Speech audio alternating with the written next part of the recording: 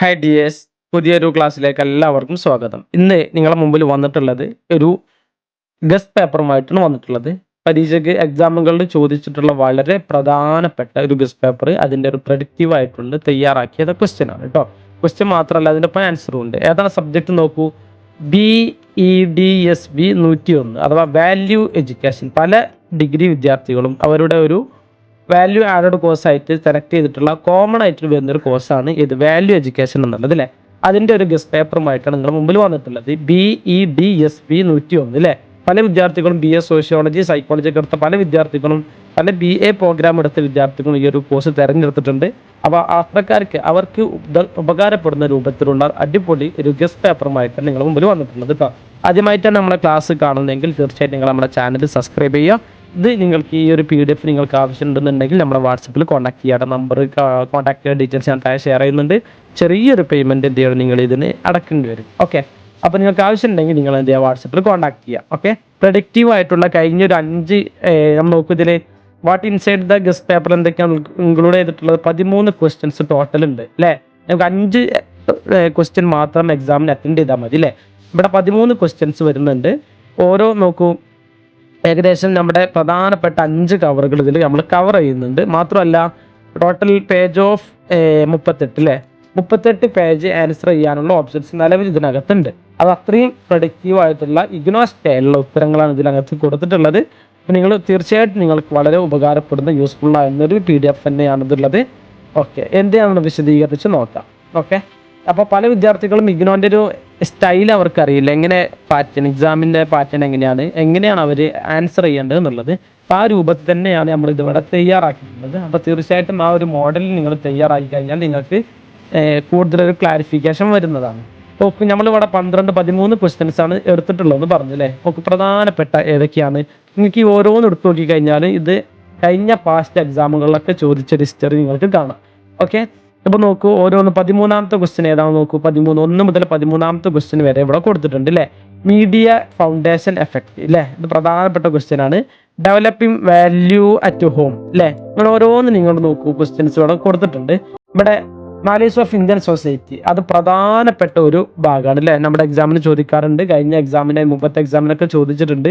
ഏതൊക്കെ എക്സാമിനാണ് നമ്മൾ ചോദിച്ചിട്ടുള്ളതൊക്കെ നിങ്ങൾ ഇതിൽ കൃത്യമായിട്ട് ഞാൻ കാണിച്ചു തരാം. ഓക്കെ, പിന്നെ ഫേസസ് ഓഫ് മൊറാലിറ്റി ഇതും ചോദിക്കാറുണ്ട് എക്സാമിന്, വളരെ ഇമ്പോർട്ടൻ്റ് ആയിട്ടുള്ളൊരു പോയിന്റ് ആണ്. പിന്നെ സ്കൂൾസ് ഓഫ് ഇന്ത്യൻ ഫിലോസഫി അല്ലേ, ഇതും പ്രധാനപ്പെട്ട ഭാഗം തന്നെയാണ്. സസ്റ്റൈനബിൾ ഡെവലപ്മെന്റ് ആൻഡ് എഡ്യൂക്കേഷൻ, ഇത് ചോദിക്കാത്ത, ഈ സസ്റ്റൈനബിൾ ഡെവലപ്മെന്റിന്റെ ഭാഗത്ത് നിന്ന് ചോദിക്കാത്തൊരു ക്വസ്റ്റ്യൻ ഇതുവരെ ഈ ഒരു വാല്യൂ എഡ്യൂക്കേഷന്റെ ഭാഗത്ത് ഉണ്ടായിട്ടില്ല എന്ന് തന്നെ നമുക്ക് പറയാം അല്ലേ. പിന്നെ പേഴ്സണാലിറ്റി ഡിസോർഡേഴ്സ് ഇതുമായി ബന്ധപ്പെട്ടും ചോദിക്കാറുണ്ട്. Adjustment, push and pull factors അല്ലേ. പിന്നെ moral and VS religious education, principles of democracy അല്ലേ, cultural and pluralism in India, ഇതും വളരെ ഇമ്പോർട്ടൻ്റ് ആണ്. തിയറീസ് ഓഫ് കണ്ടക്ട്, ഇതും പ്രധാനപ്പെട്ട വളരെ ഇമ്പോർട്ടൻ്റ് ആയിട്ടുള്ള നമ്മൾ നോക്കുക. സ്ട്രിക്ട്ലി ഫ്രം ഇഗ്നോ ബുക്കിൽ നിന്ന് മാത്രമേ നമ്മൾ എന്ത് ചെയ്തിട്ടുള്ളൂ, ഈ ഒരു ക്വസ്റ്റ്യൻ ആൻഡ് PDF ഇവിടെ ആൻസർ തിരക്ക് ചെയ്തിട്ടുള്ളത് ബ്ലോക്ക് വൈസ് മാപ്പ് ചെയ്തിട്ട് തന്നെയാണുള്ളത് അല്ലേ. ലാസ്റ്റ് 3 ലെസൺ എന്ത് ചെയ്തിട്ടുണ്ട്, സെഷനിൽ അനലൈസ് ചെയ്തിട്ടുണ്ട്. അഥവാ എക്സാമുകളൊക്കെ നോക്കൂ, ഇവിടെ 20 മാർക്കിന് ചോദിച്ചിട്ടുള്ള വാല്യൂസ് ഓഫ് ഇന്ത്യൻ സൊസൈറ്റി എന്നുള്ളൊരു ഭാഗം 20 മാർക്കിനാണ് ചോദിക്കാറുള്ളത്. ഇവിടെ കഴിഞ്ഞ എക്സാമിന് ഈ എക്സാമിന് 20 മാർക്കിന് ചോദിക്കാൻ essay ക്വസ്റ്റ്യൻ തന്നെ സാധ്യത ഉണ്ട്. ബ്ലോക്ക് 1ലാണ് ഇഗ്നോന്റെ ഒരു എക്സാം എന്ന് പറയുന്ന ആദ്യത്തെ ഒരു ബ്ലോക്ക് എന്ന് പറയുന്നത്, ആദ്യത്തെ ഒരു 5 യൂണിറ്റ്സ് എന്ന് പറയുന്നത് വളരെ ഇമ്പോർട്ടൻ്റ് ആണ് അല്ലേ. അപ്പോൾ ഈ ബ്ലോക്ക് 1 തന്നെയാണ് ചോദിച്ചിട്ടുള്ളത്. മാത്രമല്ല ഡിസംബർ 2025 ലാസ്റ്റ് ചോദിച്ചിട്ടുണ്ട്. ഈ ഒരു എക്സാമിന് ചോദിക്കാനുള്ള ചാൻസ് വളരെ കൂടുതലാണ്. ഇതിലെ ഒരു ഇഗ്നോന്റെ ക്വസ്റ്റ്യൻ സ്റ്റൈൽ ഇങ്ങനെയാണ്. What are the values of Indian society അല്ലേ, അതിനെ പറ്റി ഡിസ്കസ് ചെയ്യാൻ വേണ്ടിയിട്ടാണ് എന്താണ് അതിൻ്റെ ഒരു കാര്യം എന്നുള്ളത്. ആൻസർ ചെയ്യുന്ന സമയത്ത് നമ്മൾ ഈ ഒരു മെത്തേഡ് തന്നെ എഴുതണം. മീനിങ് ഓഫ് മാരേജ് എന്ന് പറഞ്ഞിട്ടുള്ളത് നമ്മൾ ഏത് പോയിന്റ് ആണെന്നുണ്ടെങ്കിൽ അതിൻ്റെ ആദ്യം ഒരു മെയിൻ ഹെഡിങ് കൊടുക്കുക. അതിനെന്തെങ്കിലും എന്താണ് ആ ഒരു കാര്യം ചെറിയ 2-3 വേർഡിൽ എന്ത് ചെയ്യും, നമ്മൾ എക്സ്പ്ലെയിൻ ചെയ്യണം. ഏത് ഇൻവെർട്ടർ ഫോമിൽ കിട്ടിയിട്ട് അത് എക്സ്പ്ലെയിൻ ചെയ്ത് വെക്കുക. ദെൻ അതിൻ്റെ ചെറിയൊരു ഡീറ്റെയിൽ താഴെ കൊടുക്കുന്നു. ദെൻ മേജർ ആയിട്ടുള്ള പ്രധാനപ്പെട്ട അതിൻ്റെ ഒരു സബ് ഹെഡിങ് നമ്മൾ കൊടുക്കുന്നു. പിന്നെ അതിൻ്റെ പ്രധാനപ്പെട്ട നമുക്ക് കൊടുക്കാൻ പറ്റുന്ന പോയിന്റുകൾ ഓരോന്നായിട്ട് നമ്മൾ വിശദീകരിക്കണം. ഇപ്പോൾ നിങ്ങൾക്ക് പോയിന്റ് ചെയ്തുമ്പോൾ ആദ്യം 1, 2, 3 എന്നുള്ള ആദ്യം 5 പോയിന്റ് ചെയ്ത് എന്നിട്ട് ഓരോന്ന് അടിയിലേക്ക് വിശദീകരിക്കാൻ പറ്റും. അല്ലെങ്കിൽ നമ്മളിപ്പോൾ പറഞ്ഞതുപോലെ തന്നെ ആദ്യം ഇതേപോലെ ചെയ്യുന്നു, പിന്നെ അത് വിശദീകരിക്കുന്നു, 2ാമത്തെ 3ാമത്തെ പോയിന്റ് അങ്ങനെ നമ്മൾ വിശദീകരിച്ചൊക്കെ എഴുതാൻ പറ്റും കേട്ടോ. അപ്പോൾ നിങ്ങൾ ഈ ഒരു PDF നിങ്ങൾക്ക് വളരെ യൂസ്ഫുൾ ആകുന്ന രൂപത്തിൽ തന്നെയാണ് തയ്യാറാക്കിയിട്ടുള്ളത്. അപ്പോൾ ആർക്കെങ്കിലും ഇനി ഈ ഒരു സബ്ജക്റ്റിൽ ആരും എന്ത് ചെയ്യാറില്ല, ഫെയിൽ ആയി പോകാൻ പാടില്ല. ഓക്കെ, ഇതിൻ്റെ അവസാന ഭാഗത്ത് നമ്മൾ ഇങ്ങനെ ഒരു ഭാഗം ഇവിടെ കൊടുത്തിട്ടുണ്ട്. തന്നെ ഇതിനൊരു കൺക്ലൂഷൻ, ഇതൊരു ഇമ്പോർട്ടൻ്റ് ആണ്. ഇഗ്നോ സ്റ്റൈലിൽ നമ്മൾ എക്സാം എഴുതുന്ന സമയത്ത്, അതിൻ്റെ ആൻസർ ചെയ്യുന്ന സമയത്ത് നിർബന്ധമായിട്ട് നമ്മൾ എന്ത് ചെയ്യണം, കൺക്ലൂഷൻ എന്നുള്ളത് ഇങ്ങനെ തന്നെ കൊടുക്കണം കേട്ടോ. ഇങ്ങനെ കൊടുത്തു കഴിഞ്ഞാൽ നമുക്ക് എന്ത് ചെയ്യാൻ പറ്റും, എക്സ്ട്രാ മാർക്കുകൾ ഇഗ്നോന്റെ ഭാഗത്ത് നമുക്ക് കിട്ടുന്നതാണ്. ഓക്കെ, രണ്ടാമത്തെ 20 മാർക്കിന്റെ ക്വസ്റ്റ്യൻ നോക്കും. മോറൽ vs റിലീജിയസ് എഡ്യൂക്കേഷൻ അല്ലെ, രണ്ടാമത്തെ ക്വസ്റ്റ്യൻ നമ്മൾ അതിനെ പറഞ്ഞിട്ടുള്ളത് ലാസ്റ്റ് ജൂൺ 2025 ചോദിച്ചിട്ടുണ്ട്. ബ്ലോക്ക് 1 യൂണിറ്റ് 2 ആണ് അല്ലേ. ഇത് 20 മാർക്കിന് തന്നെയാണ് ചോദിക്കുന്നത്, നിങ്ങൾക്ക് ഇവിടെ കാണാൻ സാധിക്കും. കൺസെപ്റ്റ് ഓഫ് മോറൽ കൺസ്യൂനിയസ് അല്ലേ. ഇത് നോക്കൂ, എന്താണ് ഇതിൽ പറയുന്നത്, മോറൽ vs റിലീജിയസ് എഡ്യൂക്കേഷനുമായി ബന്ധപ്പെട്ടുള്ള ക്വസ്റ്റ്യൻ ആണ് രണ്ടാമത്തേത്. ഇത് അതേപോലെ കൊടുത്തിട്ടുണ്ട്. ഓരോന്നും ഞാൻ എന്ത് ചെയ്യുന്നില്ല, വിശദീകരിക്കുന്നില്ല. നിങ്ങൾക്ക് ആവശ്യമുണ്ടെങ്കിൽ PDF നമ്പറുമായിട്ട് കോൺടാക്ട് ചെയ്യാവുന്നതാണ്. ഞാൻ നിങ്ങൾക്ക് വാട്സപ്പിൽ ഷെയർ ചെയ്ത് അയച്ചുതരും. നിങ്ങൾക്കത് പ്രിൻ്റ് എടുക്കാനോ അല്ല നിങ്ങളുടെ പർപ്പസിന് ഉപയോഗിക്കാവുന്നതാണെന്നൊക്കെ. ഇവിടെ ഏകദേശം ഞാൻ പറഞ്ഞു 28ഓളം പേജാണ് വരുന്നത്. അവസാനത്തെ പേജിൽ ഇതിനകത്ത് തന്നെ പൂർണ്ണമായിട്ട് അല്ലേ സസ്റ്റൈനബിൾ ഡെവലപ്മെൻറ്റിൻ്റെ ഭാഗത്ത് നിന്ന് ഏതൊക്കെ ചോദിച്ചിട്ടുണ്ട്. ലാസ്റ്റ് ഡിസംബർ 24 ചോദിച്ചിട്ടുണ്ട്, 25 ചോദിച്ചിട്ടുണ്ട്. ഈ ഒരു എക്സാമിന് ചോദിക്കാനുള്ള സാധ്യത വളരെ കൂടുതലാണ് കേട്ടോ. 20 മാർക്കിന് തന്നെ ചോദിക്കാനുള്ള ചാൻസ് ഉണ്ട്.